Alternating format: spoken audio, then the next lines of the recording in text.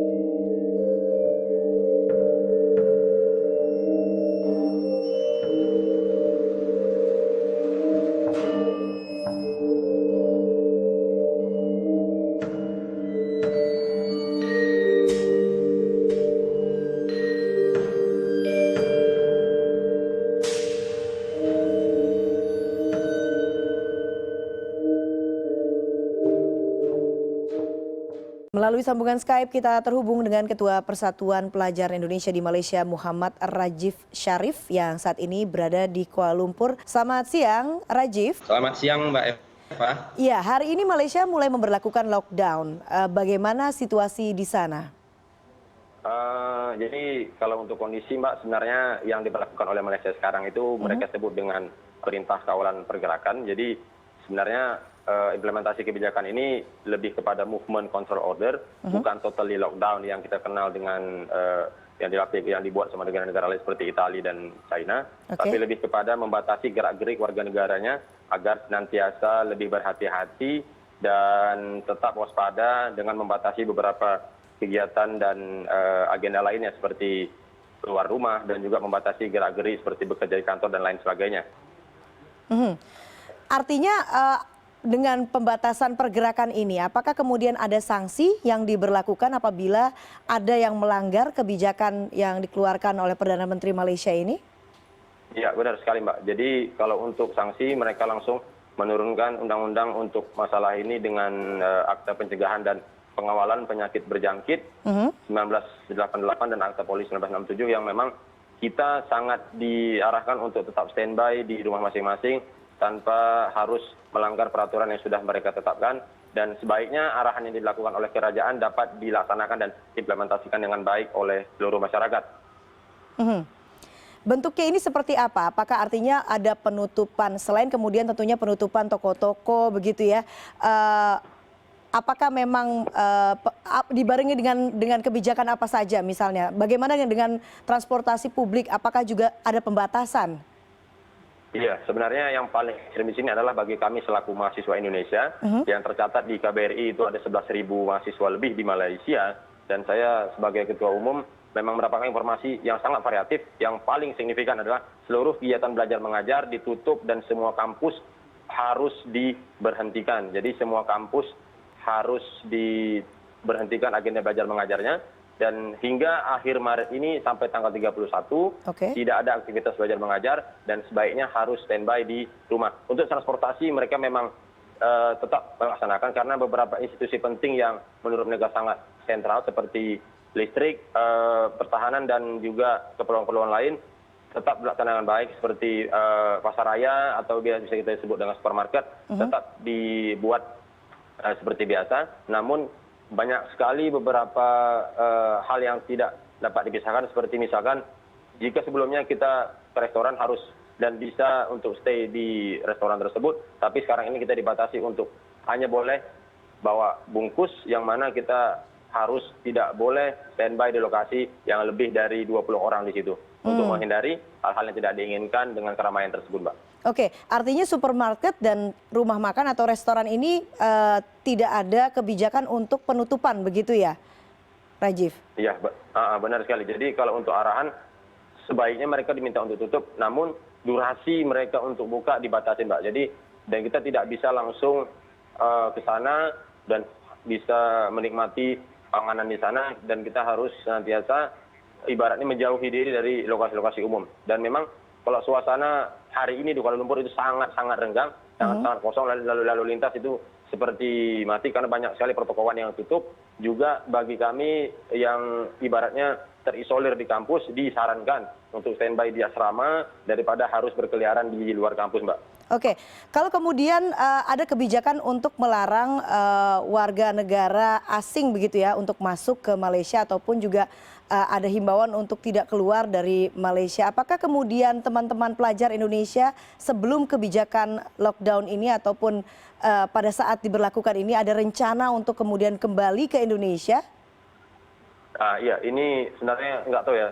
Bagi saya pribadi, sebuah kepanikan yang seharusnya tidak dilaksanakan dan tidak harus direspon. Karena bagi saya dan bagi teman-teman sebaiknya lebih baik kita mengantisipasi untuk pulang. Namun juga banyak sekali arahan dari kerajaan untuk bagi kita mahasiswa asing agar segera pulang. Kemarin karena hari terakhir sebelum lockdown, banyak sekali rekan-rekan yang di PPI ataupun di kampus-kampus yang ada di Malaysia memilih untuk pulang ke kampung halamannya di Indonesia daripada harus stay di sini, karena mereka tidak dapat mengekspektasikan apakah setelah ini suasananya akan membaik atau justru malah semakin buruk seperti itu, Pak. Jadi dengan kepanikan seperti itu, mereka lebih memilih untuk pulang ke Indonesia ketimbang harus standby di Malaysia seperti yang saya dan teman-teman PPI lakukan, karena kami juga saat ini sudah membentuk panitia khusus Corona ataupun COVID-19 dari PPI Malaysia tersendiri. Dan dari kami nanti akan kami fasilitasi untuk dapat meraih informasi baik itu di Kementerian Kesehatan Malaysia ataupun di KBRI dan KJRI terdekat di sekitar kampus kami, Mbak. Oke, Rajiv, artinya dalam pemberlakuan pembatasan pergerakan di Malaysia ini selama yang berlangsung sampai 30 atau akhir Maret begitu ya, warga negara Indonesia ini apakah masih boleh untuk pulang ke tanah air?